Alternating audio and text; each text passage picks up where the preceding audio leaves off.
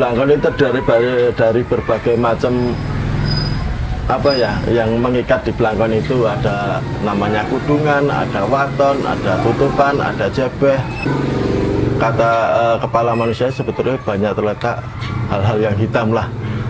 Nah, makanya itu di dalamnya itu ada irengan. Harus bagaimana memakai blangkon ya, insya Allah blangkon sampai akhir hayat masih jaya, masih lestari lah.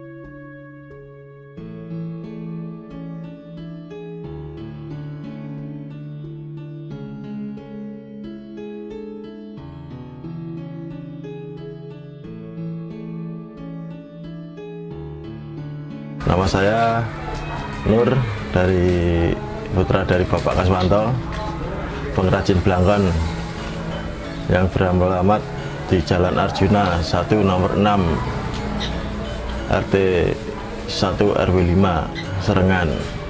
Silsilah dari blangkon sendiri sebetulnya dari kakek terus diturunkan ke ayah dan tidak ada, terus akhirnya diturunkan kepada saya. Jadi saya adalah pihak generasi ketiga dari blangkon Kaswanto.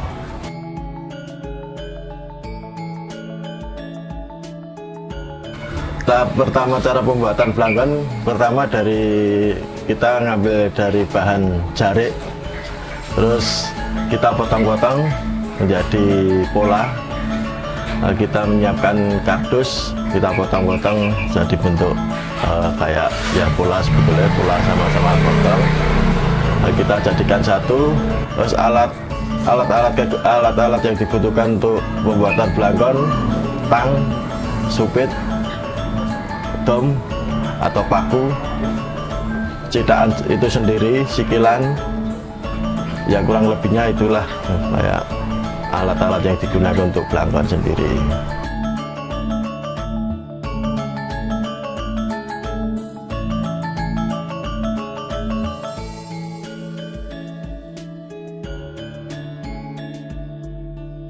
Untuk motifnya sebetulnya tergantung dari tradisi dari adat istiadat itu. Jadi umpama buat pengantin itu ya seharusnya yang punya gawe atau yang orang tua yang punya gawe itu sebetulnya motifnya teruntum. Jadi dari kepala sampai bawah ya teruntum. Tergantung nanti ada face cap, ada apa-apa itu cuma pelengkap. Tapi ya khususnya dari blangkon sendirinya kalau punya gawe teruntum. Tapi kalau dari matanya sendiri ya motifnya macam-macam, tapi banyakkan sidol. Tapi sekarang banyakkan yang mutang seperti prodo lah, biar mencolok, dibuat kemasan-kemasan gitu.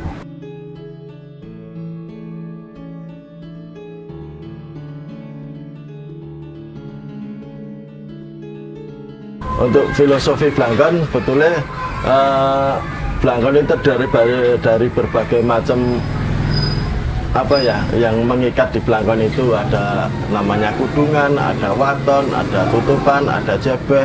Di dalaman sendiri ada namanya irengan atau congkeng.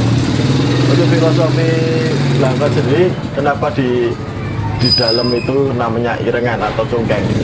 Irengan ini sebetulnya dari kata kepala manusia sebetulnya banyak terletak hal-hal yang hitam lah. Nah, makanya itu di dalamnya itu ada irengan. Tapi kalau terus di atas irengan itu kenapa harus dikasih kudungan itu sebetulnya buat pemayung irengan supaya tidak keluar kemana-mana. Di samping kudungan, di depannya samping-sampingnya ada waton. Kenapa ada waton? Soalnya kenapa kita harus waton itu, kalau ngomong jangan asal waton. Berarti istilah dari waton itu. Di samping itu, di tutupan itu kenapa harus dikasih tutupan, biar yang tadi hitam-hitam itu tidak keluarlah kemana-mana. Terus asal mula dari wiron itu sebetulnya pikiran manusia yang berlipat-lipat, makanya dikasih nama wiron itu yaitu kain yang dilipat-lipat, itu namanya wiron yang berlipat-lipat lah. Terus jebeh sendiri kenapa ditaruh belakang, biar kita kenapa harus tadi ada waton dikasih jebeh terusannya, supaya kita nggak jebeh lah, nggak kemana-mana. Makanya dibuat filosofi Blangkon itu ya ikatan dari berbagai macam, supaya kita nggak keluar kemana-mana, asalkan kita bisa ngajar beni lah, khususnya buat pikiran manusia biar nggak kemana-mana, nggak berpikiran buruk lah, selalu baik. Makanya irengan itu harus dikasih dengan berbagai macam itu. Untuk pemasaran sendiri sebetulnya di mana ada orang Jawa, di situ pasti ada Blangkon. Jadi kita ndak ngacu dari daerah mana, biarpun di luar negeri, selama itu masih ada orang Jawa, pasti ada yang memesan Blangkon. Terutama untuk acara-acara ritual khususnya dari acara Jawa sendiri. Urutan masing-masing, pertama terbentuk dari kudungan, paton, tutupan, jebeh, sama di dalamnya yang namanya irengan.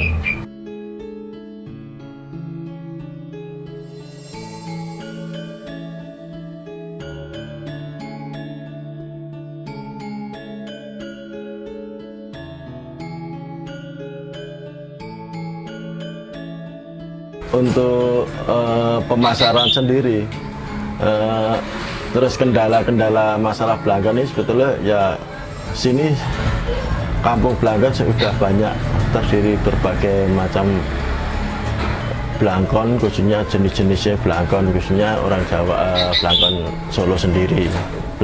Blangkon itu sebetulnya macam-macam, di daerah manapun pasti ada ukuran yang namanya Blangkon. Biarpun ada Blangkon dari Jogja, ada Blangkon Jogja, dari Madura ada Blangkon Madura, dari Sunda ada Blangkon Sunda, dan berbagai macam daerah pasti ada ciri khas topi sendiri yang namanya kan Blangkon atau ikat atau apalah. Tapi intinya ya buat penutup kepala lah. Terus kendala untuk perkembangan sendiri, di daerah Serengan sendiri udah banyak pengrajin Blangkon. Biarpun yang pertama di sinilah pionir ya, pertama di sini, tapi sekarang udah banyak pengrajin Blangkon itu hampir 20-an lebih. Makanya sebetulnya kendala untuk kedepannya kita butuh kayak seperti bapak angkat atau koperasi lah, untuk memajukan kelestarian budaya Solo yang namanya Blangkon ini. Jadi kita butuh sebetulnya bapak angkat untuk menyupport kegiatan-kegiatan sing berhubungan dengan kesenian atau khususnya Blangkon.